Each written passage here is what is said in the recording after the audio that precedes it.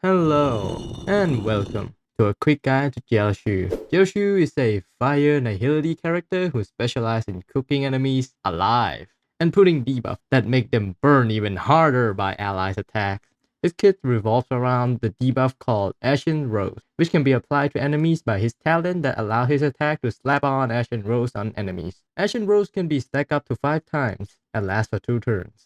They allow enemies to take more damage from allies, and any enemies with Ashen Rose are also considered to be burned and will take Fire Dot every turn. His basic attack slaps enemies with fire, and his skill blasts enemies with exploding spice. They have a chance to slap on Ashen Rose on the main target as well. His ultimate put up a scent field with yin and yang hot pot soup. It will surely make the enemies in the zone less than 0. The zone deals damage to all enemies and it set the number of Ashen Rose to the highest current number on the field. The enemy in the Send zone will take more ultimate damage and have a chance of getting more Ashen Rose when they take action. This effect can be activated up to 6 times, but only once per turn for each enemy. It will reset every time Jiaoqiu uses his ult. His technique creates a dimension, which means that it cannot be stacked with someone like Well or Himiko technique. His dimension lasts for 15 seconds, and when the battle begins, it will deal fire damage and place 1 Ashen Rose on all enemies.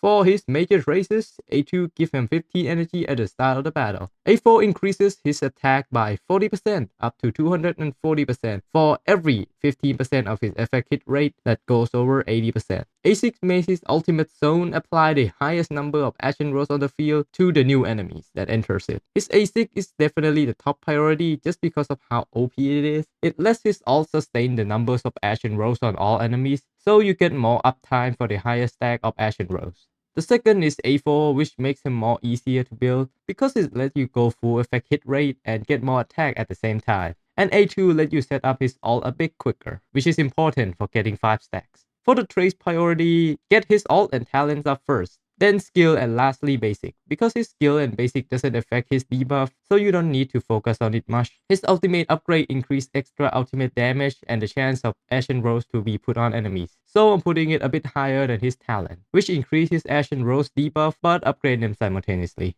Some tips and tricks I want to share. Getting Ashen Rose to 5 stack as fast as possible is the main goal when playing him. So I'll tell you how to get to 5 stack very quickly. You will get 1 stack on all enemies at the start from his technique. Then you will get 2 more stacks applied by his skill and his talent. Then you get 1 more from his ult, making all enemies on the field also have 4 stacks. And when they take a turn, his ult zone will apply 1 more stack, giving you 5 in basically 1 turn. Should you pull? He's an impressively versatile unit. Any team that can use Pela or Silverwolf can use him. He fits into a team with Debuffer or a Harmony unit, not to mention Acheron. Because he plays Ashen Rose almost every time something happens, Acheron gets her ult very fast. And if you are a Acheron main or use a Debuffer in most of your team, he's a very valuable pull. For E1 versus S1, E1 buff allies damage on enemies with Ashen Rose by 40% and increase its max stack to 6. S1 give him 60% more effect hit rate, and when he uses basic skill or ultimate on the enemies, it will have a chance to be inflicted with unarmored, which increases damage taken by 10% for 2 turns. After the enemies take dot damage from the user, it will be upgraded to corner, and added an extra 14% damage bonus on top. Personally, I think S1 is better because it makes him easier to build with a 60% extra effect hit rate, which are converted to attack by his A4, and it also puts extra debuff on enemies. For Relic build, he is a debuffer, so you want to mainly focus on him taking turns. The faster the better, and as much effect hit rate as possible. The main two sets I recommend are the Hacker Space and the Eagle of Twilight. Because he doesn't get his ult the fastest in the world, Eagle set falls off a bit, so Hacker Space is just more consistency all around.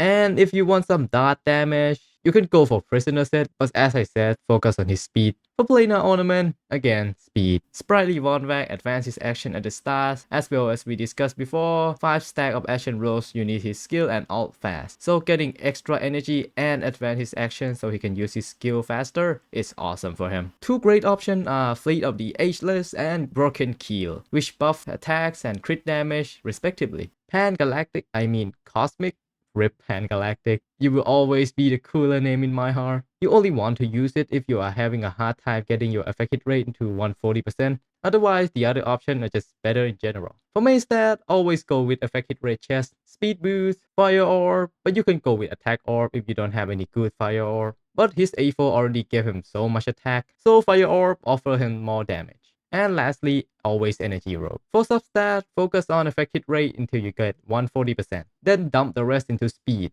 For the light cone option, there are not a lot of free-to-play effect hit rate light cones, sadly. The top options are Before the Tutorial Start and Eye of the Sampokasti. I know a lot of you don't have Before the Tutorial Start, but it's a great option for him because it gives him both effect hit rate and energy. You also get it at S5, so it's a top option. Eyes of the Prey is the same as Tutorial in terms of effect hit rate at S5, but the bonus dot damage doesn't get used that much. For the team building, he is very easy to team build.